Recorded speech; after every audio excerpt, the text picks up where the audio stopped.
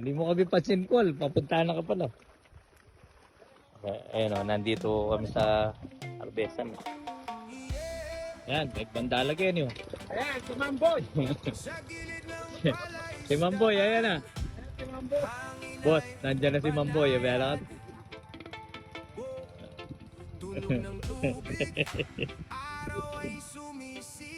Parating na si Mamboy. Ayan. Ayan. Ay, master, oh. Yung ano doon, calculator.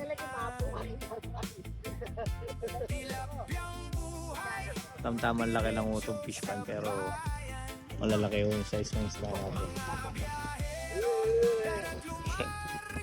Ay, Mamboy, paratang yaw yan.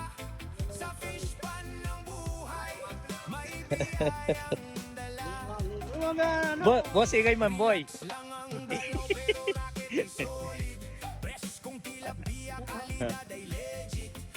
Eh si Barry Dennis, oh.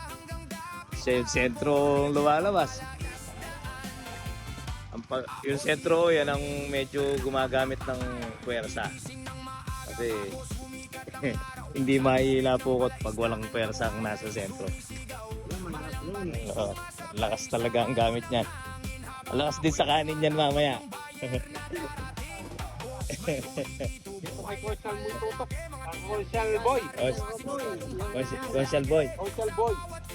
Parating na sila, Biano. Parating na sila. Late na naman si Coastal. Biano, ano.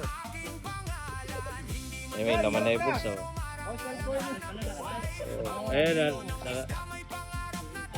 meron na naman yung bulsa. Ayun, oh.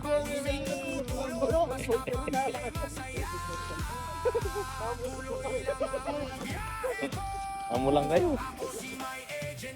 Ano yung biscuits natin, oh.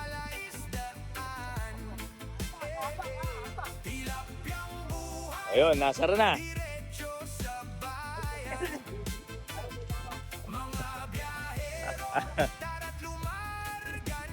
Haba na.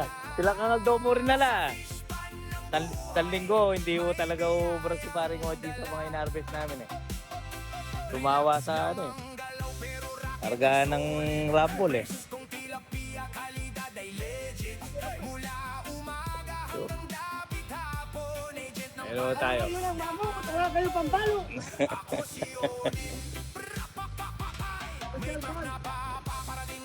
Ayan o.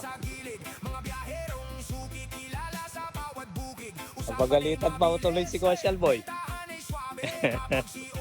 Ayun, pipiskates natin dito.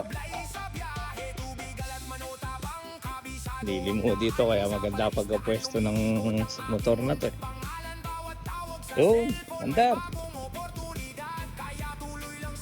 Ito ay tinatawag nilang container van na ano, na Yakult freezer van pala siya. Tapos may pangalan na Yakult kaya yun na naging talipan-pan nila ngayon. Ito yung lugar natin. Tabing highway lang ko kami.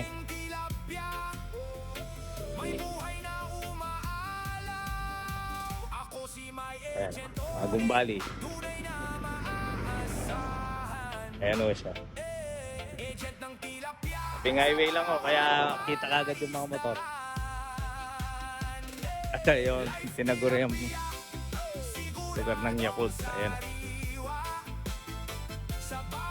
Kaya sumikat itong freezer van na to. Ito, dito nakapwesto si Red Rider. Oh. Yun, pinasok na isda. Ayos muna yan.